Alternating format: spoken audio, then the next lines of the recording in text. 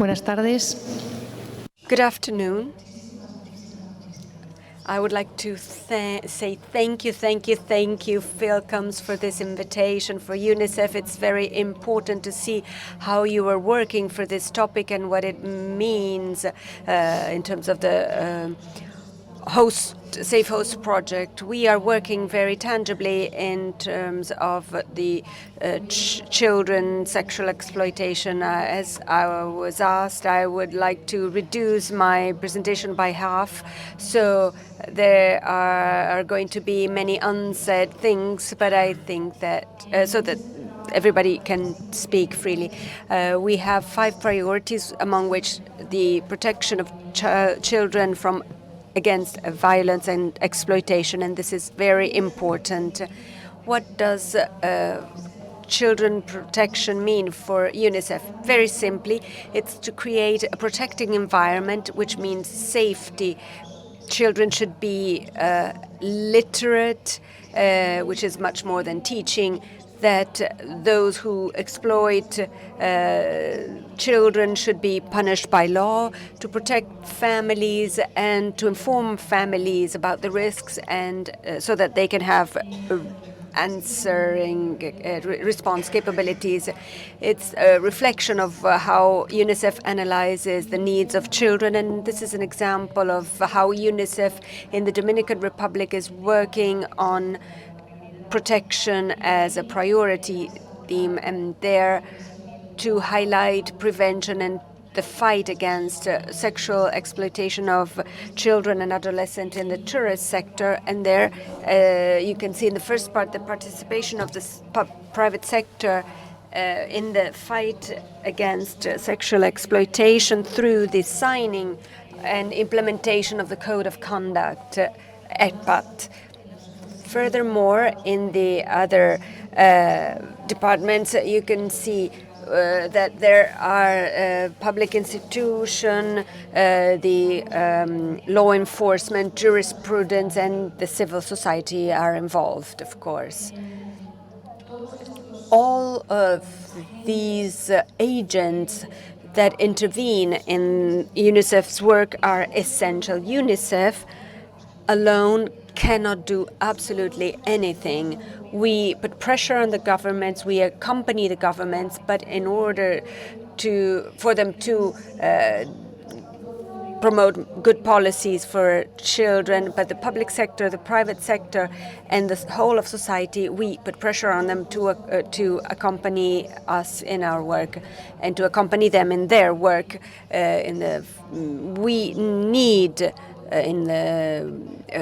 We have adopted the Code of ECPAT, and as a result, there is an international meeting of good practices to avoid and to prevent sexual exploitation of children in the tourist sector in Santo Domingo in the Dominican Republic. You can see the Hotel Association of the Dominican Republic, the Ministry of Tourism of the Dominican Republic, and UNICEF among the sponsors. Why are we interested in tourism? That's obvious. 1 billion tourists are 1 billion opportunities to have an impact on this common fight.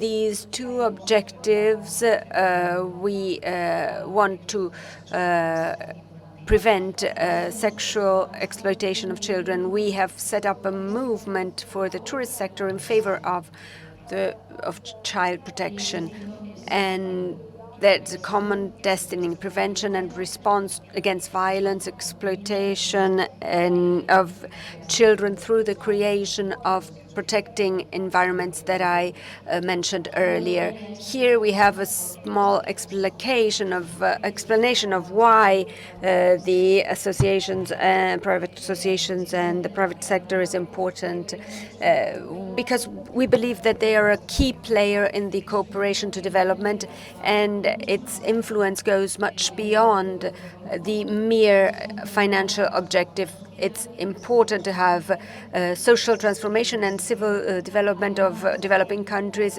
and it is also a platform for awareness raising and mobilization to the stakeholders. Please allow me to give you some concrete examples of the collaboration with hotels.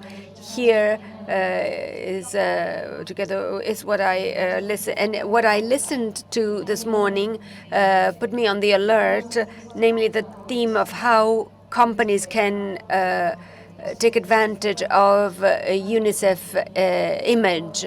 Our name is a brand name, and so we have to measure exactly who we work with and the companies that use us, because we run the risk of being exploited as a brand. The signing of agreements and codes of conduct and different models of agreement, we risk that they are not useless, and they are active and effective. We have a program with a universal initiative with Starwood hotels that, and then there's a fundraising for vaccination against the most serious illnesses of children with the Sheraton Hotel in Bilbao and Santa Maria Cristina, with a component of awareness raising and fundraising, and the funds are going to be destined to various programs, but especially, for example, the example that I want to underline is what we did with the NH Hoteles and Amigos Hoteles Infancia, hotels that are friends of children, like we say in Spain.